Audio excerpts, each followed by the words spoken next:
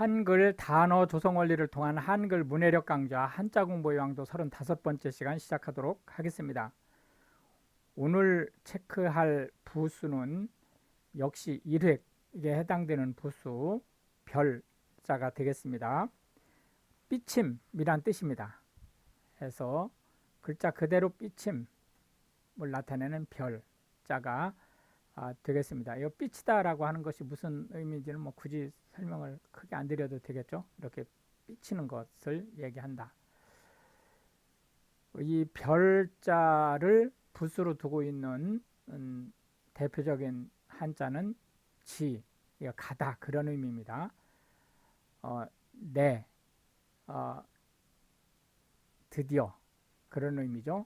타다라는 의미의 승객할 때, 그 다음에 호, 이거는 뭐 특별한 의미를 가진 게 아니고 한문에서 그 작구를 구성하기 위해서 끼워주는 그런 거예요. 그 다음에 이건 붕괴되다 할 때 무너지다 그런 뜻을 가지고 있습니다. 이 승자에서 이 8팔자 사람 인자를 빼면 괴자가 되겠죠. 오늘 첫 번째 글자는 지자가 되겠습니다. 이 지자는 우리가 가다, 이 고라는 의미의 지자를 쓰고 있는데, 이 고라는 의미의 지자를 우리가 만날 일이 거의 없어요. 가다라는 의미는 오히려 이 거자, 이런 거자가 있습니다. 거자를 주로 쓰기 때문에 지자를 가다라는 의미로는 거의 안 씁니다. 그래서 이 지자가 주로 어디에 쓰냐면은 영향을 받다 이런 의미로 쓰고요.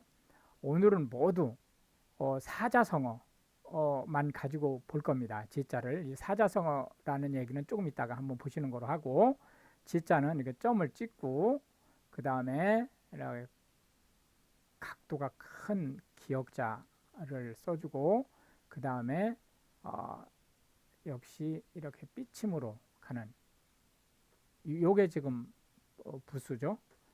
가 되겠습니다. 한 번 더 해보겠습니다. 점을 찍고 그 다음에 각도가 바싹 작게 해서 기역자를 그 다음에 삐침으로 마무리를 해주면 지자가 되겠습니다. 가다라는 의미의 지자인데, 실제 가다라는 의미로 우리가 이 지자를 만나기가 쉽지 않아요. 그렇기 때문에 주로 영향을 끼치다 라는 의미의 사자성어에서 우리가 만나게 될 겁니다. 사자성어라고 하는 것은 이 글씨가 다 네 글자로 되어 있는 거예요. 한자, 다 한자입니다. 한자 네 글자로 된 거를 우리가 네 글자다 해서 네 글자다 해서 사자성어라고 얘기를 하는 거예요. 성어는 말이 이루어졌다라는 뜻이죠. 타산지석, 나무의 산에 있는 돌멩이란 뜻이에요. 나무의 산에 있는 돌멩이를 보고 우리 산도 이렇게 하면 무너지겠구나 이런 것을 느끼는 거니까, 나무의 경험을 보고 내가 교훈을 얻는다. 우리가 독서를 하는 것은 타산지석의 대표적인 케이스입니다. 세옹지마라고 하는 것은 나쁜 일인 줄 알았는데 나중에 보니까 그게 좋은 일이 된 거예요. 또는 그 거꾸로도 세옹지마에 해당됩니다. 이것은 어느 날 애지중지 키우던 말이 도망가 버렸어요. 그래가지고 동네 사람들이 엄청나게 그 위로를 해줬는데, 조금 시간이 지나고 나니까 얘가 그 다른 말을 끼워가지고 친구 삼아서 거기에다가 또 새끼말까지 하나 낳아서 돌아온 거예요. 이러한 것을 우리가 세옹지마다 이렇게 얘기를 하니까, 한때 나쁜 일인 줄 알고 낙심을 했었는데 알고 보니까 그게 더 좋은, 그것으로 인해서 더 좋은 일이 벌어진 그런 케이스를 얘기하는 거죠. 그 거꾸로도 마찬가지다. 자격지심이라고 하는 것은 자기 스스로가 남한테 못 미친다 라고 하는 생각을 가진 열등감을 얘기하는 거예요. 어부지리라고 하는 것은 어, 남의 싸움 때문에 내가 이득을 본 케이스예요. 예를 들어서 1등하고 2등 선수가 막 하다가 부딪혀서 둘이 다 넘어지는 바람에 3등으로 달리던 사람이 골인했어요. 그럼 그 3등으로 달리던 사람이 어부지리를 얻은 거죠. 낭중지추라고 하는 것은 이게 주머니 속에 이게 낭이 주머니란 뜻이에요. 주머니 속에 이 추가 왔다 갔다 하는 추가 아니고 송곳이란 뜻입니다.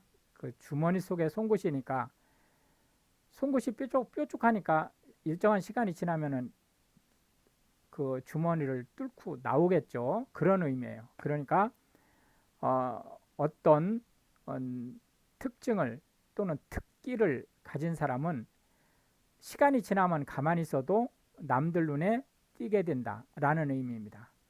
호연지기라고 하는 것은 사나이의 큰 기백, 큰 뜻을 나타내는 거고요. 역지사지는 남의 입장에 서서 생각하라. 이게 여기 거꾸로란 뜻이고, 요 지가 생각한다는 뜻이죠. 그리고 요 사가 이 우리가 지금 배우는 이 지자고, 요 사자가 생각한다는 사자예요. 그러니까 남의 입장에서 생각하라. 우리가 성경에서 얘기하는 황금률이 뭐죠?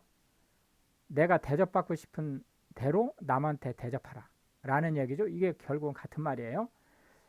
격세지감이라고 하는 것은 일정한 시간이 지나고 나서 너무나 세상이 바뀐 것을 보고 회한을 느끼는 감정을 얘기합니다. 측은지심이라고 하는 것은 남이 잘못된 것을 보고 내가 정말로 참 안 됐구나 라는 생각을 갖는, 결국은 이게 이제 불교나 이런 데서 얘기하는 자비를 얘기하는 거죠. 흥인지문은 동대문을 뜻합니다. 인이 흥한다, 그런 문이다 라는 뜻이에요. 인이 흥하는 문. 여기서 요 인이라고 하는 것은 동쪽을 가리치는 말입니다. 예를 들어서 인의 예지신, 그러니까 인의 예지신, 이게 인이 동쪽을 얘기하는 거예요. 예는 승리문 하니까 남쪽이죠. 지 하면 알지자, 지혜롭다라는 뜻의 알지자죠. 이거는 북쪽을 얘기하는 거고, 서쪽. 그 다음에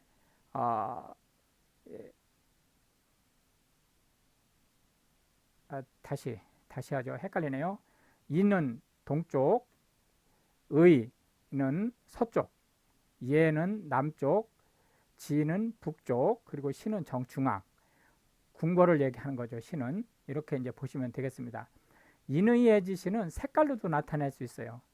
청색은 동쪽, 백색은 서쪽, 그리고 이제 붉은색은 남쪽, 그리고 검은색은 북쪽, 황금색은 중앙, 궁궐을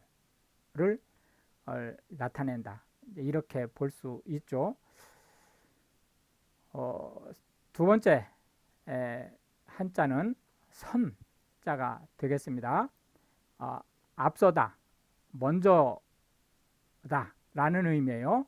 그래서 선자는 앞서다라는 의미의 선자가 되겠습니다. 해서 먼저라는 의미가 되겠고요. 한번 더 써보겠습니다. 하나, 둘, 셋, 넷, 다섯, 여섯 해서 여섯 택이 되겠습니다.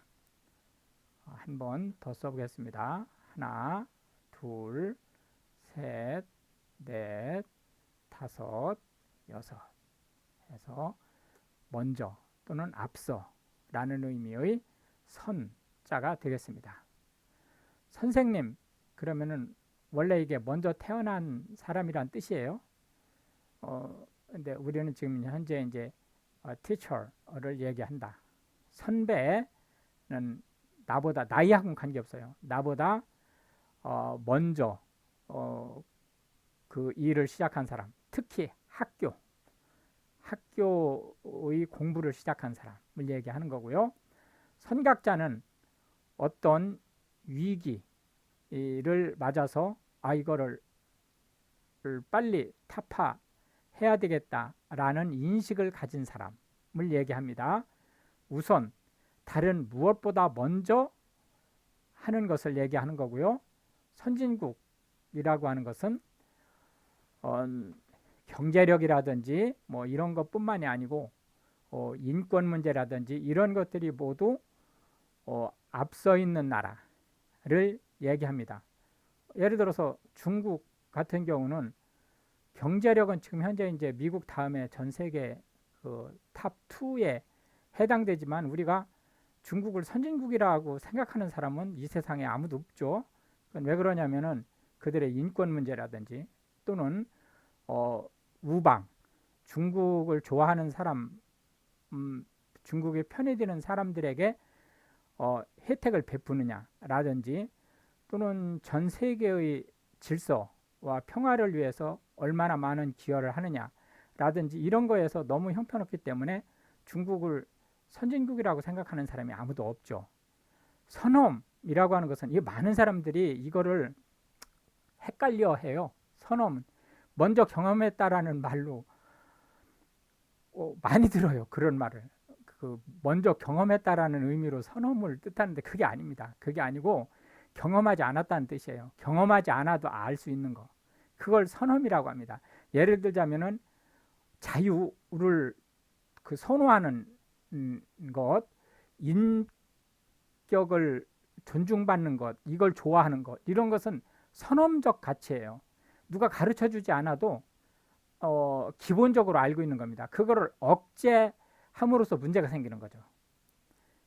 선행학습이라고 하는 것은 정규 과정을 들어가기 전에 미리 하는 것을 선행학습이라고 얘기를 하고, 한국 같은 경우는 이 공교육에서 하는 과정을 사교육에서 대부분 선행학습을 하기 때문에 공교육이 완전히 쓸데없는 졸업장 취득을 하기 위한 어쩔 수 없는 코스가 된 상황이 되고 있죠. 선입견이라고 하는 것은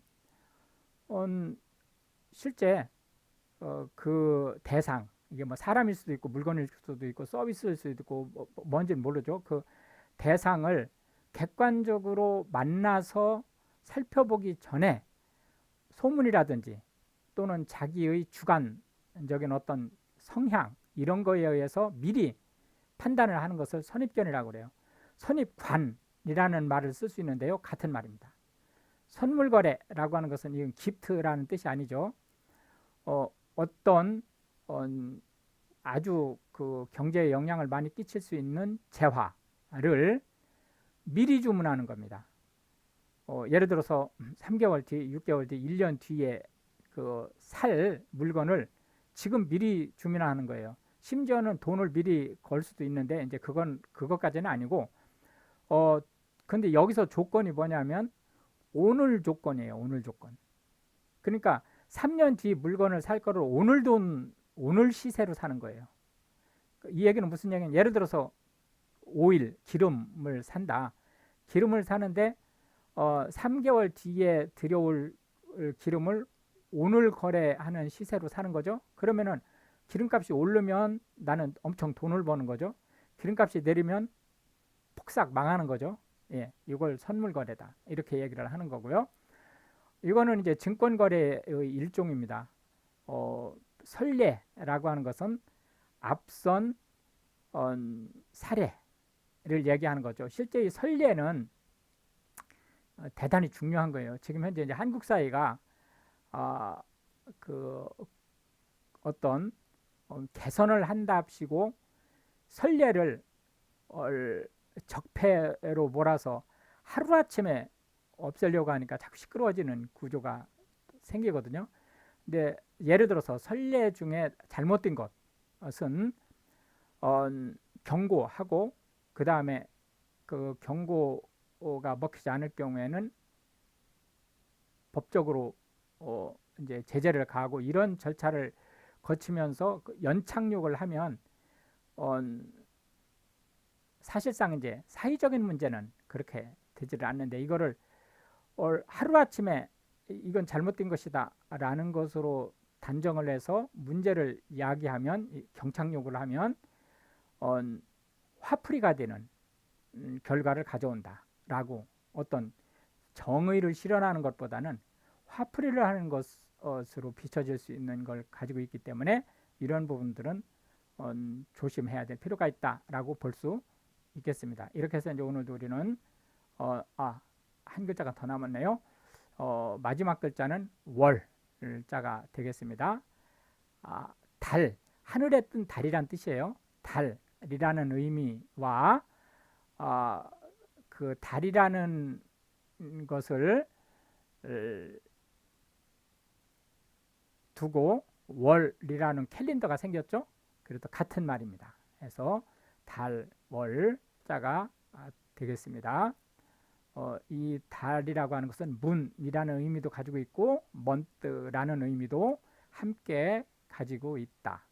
한 번 더 써보겠습니다. 하나, 둘, 여기서 삐쳐서 올리고 셋, 넷, 총 4개의 획으로 구성된 글자다. 여기가 처음 나가는 여기가 삐침이에요. 해서 월자가 이렇게 되겠습니다. 해서 실제 우리가 한글로 손으로 쓸 때는 이렇게 뭉툭하게 끝날 수 있지만 원래는 이렇게 삐침으로 가야 됩니다. 이렇게 이제 보시면 되겠고 월자가 들어가는 단어도 뭐 워낙 많기 때문에 아주 흔하게 쓰이는 것들을 이제 얼마든지 만날 수 있는데 이 앞에 1, 2, 3, 4, 5, 6, 7, 8에서 12까지 숫자를 놓을 수 있죠. 해서 월이 되면 1월은 제뉴얼이, 2월은 페브루어리 이렇게 이제 갈 수 있는 거죠. 1, 월, 성신. 이게 성신 이게 귀신 신자, 신을 나타내는 신자가 아닙니다. 이 성신이 같은 말이에요. 그러니까 해와 달과 별이란 뜻이에요. 실제 이제 우리나라는 만물을 신으로 섬기는 그런 이제 민족성을 띠고 있죠. 그렇기 때문에 이제 1월 성신이라고 하면 곧 자연신을 뜻하는 말로 통했습니다. 월세라고 하는 것은 주로 이제 부동산을 렌트할 때 매월 그 사용료를 내는 거, 수익 금액을 얘기하는 거죠. 월부금이라고 하는 것은 지금 월부금이라는 의미가 없어요. 왜 그러냐면 신용카드라든지 이런 거를 쓰기 때문에.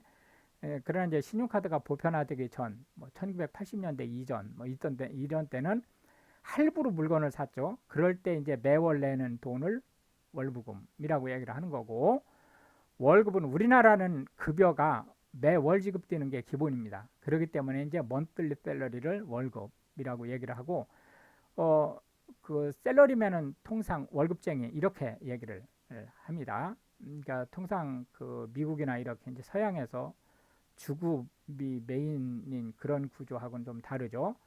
월경이라고 하는 것은 이제 여성의 이제 매월 하는 이제 생리 작용을 얘기하는 거고요. 당월이라고 하는 것은 이번 달이라는 뜻입니다. 이게 이제 지금 현재 우리가 네이버라든지 이런 데서 보면은 이게 더 sad month라는 말로 표현을 하고 있는데 이게 아니에요. 이게 당월은 this month라는 뜻입니다. 이 더 sad month는 동월이라는 게 이게 다릅니다. 이게 동월이라고 하는 것은 앞에서 만약에 이러이러한 달에 뭐 2022년 7월에 무슨 일이 일어났다. 그 다음에 동월이라는 말을 파는 거예요. 동월 31일에는 무슨 일이 일어났다. 이렇게 얘기를 하는 거죠. 당월은 그냥 갑자기 당월해도 이번 달이란 뜻입니다. 그러니까 지금 우리가 2023년 2월 달에 지금 이 강의를 하고 있으니까요. 그러면은 당월 그러면은 2023년 2월이라는 뜻입니다. 원례회라고 하는 것은 매월 미팅을 갖는 공식적인 미팅을 갖는 거예요. 이제 이걸 원례회라고 얘기를 하는 거고, 월 마감이라고 하는 것은 매월 정기적으로 어떤 일을 해야 될 때 그걸 이제 클로징하는 걸 월 마감이라고 합니다. 주로 월 마감은 회계에서 얘기하는 거예요. 그러니까 항상 매월 말일 날이 월 마감이 되는 거예요. 그런데 이제 뭐 예를 들자면은 월간지라든지 이런 거는 그 원고를 매월 마감을 하죠. 그러니까 매월 마감을 뭐 예를 들어서 매달 20일까지는 마감을 한다든지 이런 이제 규칙이 있죠. 그것도 마감이 되는 거죠. 그러나 원래는 이게 회계 용어입니다. 월정 요금이라고 하는 것은 예를 들어서 이제 어떤 서비스, 뭐 스마트폰이라든지 이런 서비스를 이용할 때 매월 정해진 요금을 월정 요금이라고 얘기를 하는 거고, 지금은 이 월정 요금이 이 정자가 의미가 없어요.